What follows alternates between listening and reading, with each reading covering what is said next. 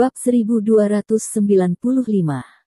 Mereka berdua sedikit curiga untuk sementara waktu.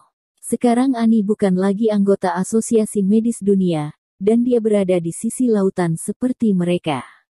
Hanya mengandalkan Eyeliner terpercaya di Asosiasi Medis Dunia, tidak mungkin untuk mengontrol dan memengaruhi Asosiasi Medis Dunia. Mereka tidak mempercayai mereka. Jadi mereka tidak tahu apa yang dapat dilakukan N untuk melindungi Putri Abel dari kematian. Panggil ayahku. Ani berkata dengan tegas, wajahnya penuh percaya diri, dan berkata, aku menyuruhnya menyerah merawat Putri Abel. Lin Yu dan Li Zhensheng tercengang ketika mereka mendengar kata-katanya. Mereka sedikit ketakutan untuk sementara waktu, dan terlihat sangat terkejut. Mereka tidak menyangka bahwa Ani telah memikirkannya begitu lama dan muncul dengan ide yang bagus. Ini sama saja dengan langsung menyuruh jenderal yang dominan untuk meletakkan senjatanya dan menderita sampai mati dalam situasi di mana kedua pasukan itu saling berhadapan dan bertempur sampai mati. Orang bodoh pasti setuju. Ani, kamu bingung dengan ini. Ayahmu dapat dengan mudah membuat kasus serupa. Akankah dia secara sukarela melepaskan perawatannya? Li Zhensheng mengerutkan kening dan berkata dengan wajah tenang, saya kira maksudnya sama dengan yang baru saja dikatakan suami kami. Dia mungkin tidak berpikir untuk menyembuhkan Putri Abler pada awalnya. Dia melakukannya hanya untuk menghentikannya. Abel datang kepada kami untuk berobat.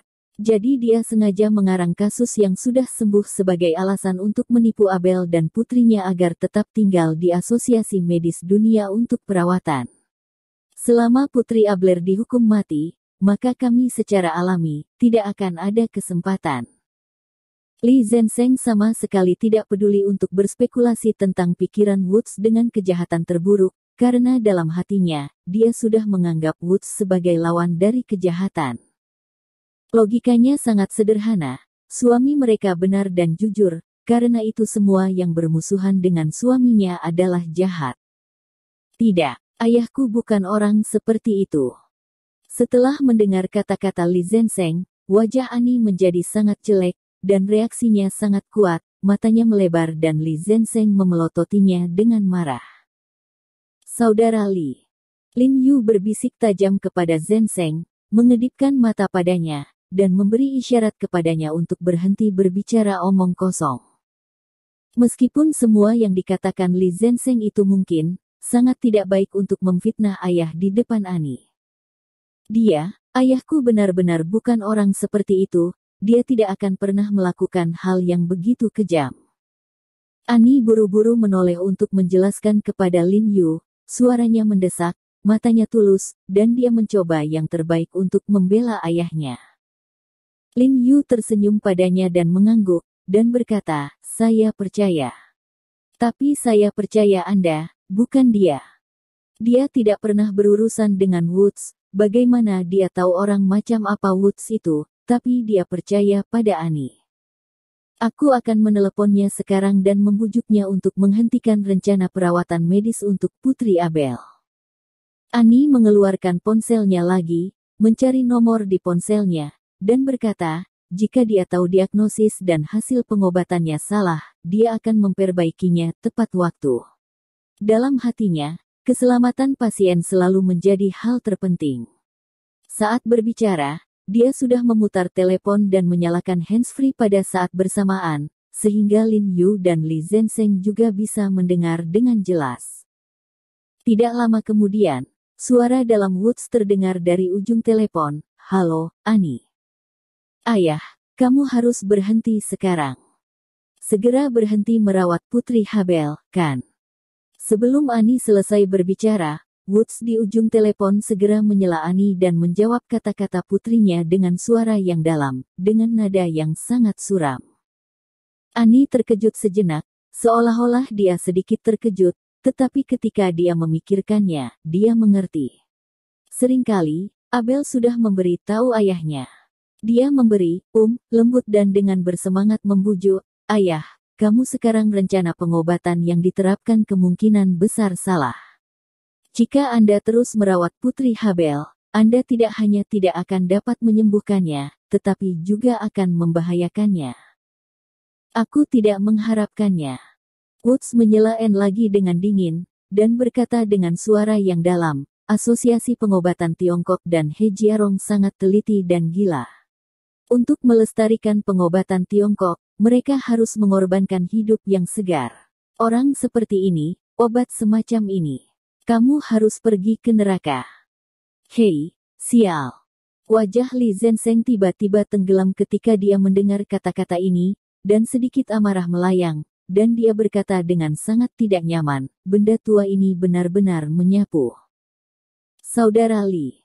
Lin Yu memarahi Li Zenseng lagi, tetapi alisnya menjadi semakin galak, dan ekspresinya juga sangat tidak bahagia.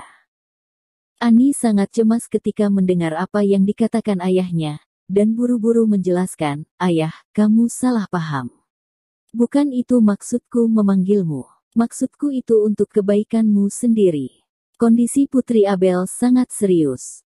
Ini rumit. Jika menurut Anda pengobatan ini sangat mudah, kemungkinan besar Anda berada di luar jalur pengobatan yang benar. Diam. Sebelum Anne selesai berbicara, Woods di ujung telepon berteriak pada Anne dengan marah. Dengan tegas berteriak, Tesksu. Apakah Anda mempertanyakan keterampilan medis saya? Jangan lupa, siapa yang Anda ajarkan? Ketika ayah di ujung telepon marah, Ani tidak bisa menahan mulutnya. Gigi putihnya menggigit bibir merahnya. Sebenarnya, dia tidak ingin mempertanyakan keterampilan medis ayahnya, tetapi dia harus hidup dan sehat. Bertanggung jawab atas hidupnya. Pada saat ini, Woods di ujung telepon yang lain mengambil nafas. Melihat putrinya tidak berbicara, amarahnya tidak bisa membantu tetapi menghilang. Dia berkata dengan suara yang dalam, Ani, aku tahu kamu tidak bisa disalahkan untuk masalah ini. Jika saya tidak menebak apa yang saya katakan sebelumnya, kata-kata ini diajarkan kepada Anda oleh anak berkulit kuning He Jiarong, kan? Hei, apa hubungannya dengan suami kita? Li Zenseng bahkan lebih kesal saat mendengar ini. Lin Yu tersenyum tak berdaya dan menggelengkan kepalanya, dan melambaikan tangannya dengan tajam. Ayah, Abel tidak mengerti aku. Apakah kamu mengenalku? Aku dibesarkan olehmu. Kamu harus tahu keterampilan medisku dan melakukan yang terbaik. Aku adalah tipe orang yang bisa mengorbankan hidup untuk mencapai tujuanku. Ani mengerutkan kening dan berkata dengan suara yang dalam kepada ayahnya di ujung telepon, dan menurutmu apakah aku orang bodoh seperti itu? Mengetahui bahwa kamu akan salah paham terhadapku dan asosiasi medis China, dia baru saja meneleponmu dan memberitahumu bahwa kamu muncul. Salah diagnosis. Mendengar kata-kata Anne, Woods di ujung telepon tercengang. Ya, dia paling mengenal putrinya. Bahkan jika He Jiarong dan yang lainnya mengajarinya untuk mengatakan ini, hati putrinya yang baik dan baik hati tidak akan pernah akan mengambil nyawa pasien sebagai harga. Mengapa Anda mengatakan bahwa diagnosis saya salah? Woods ragu-ragu sejenak, dan bertanya dengan suara yang dalam.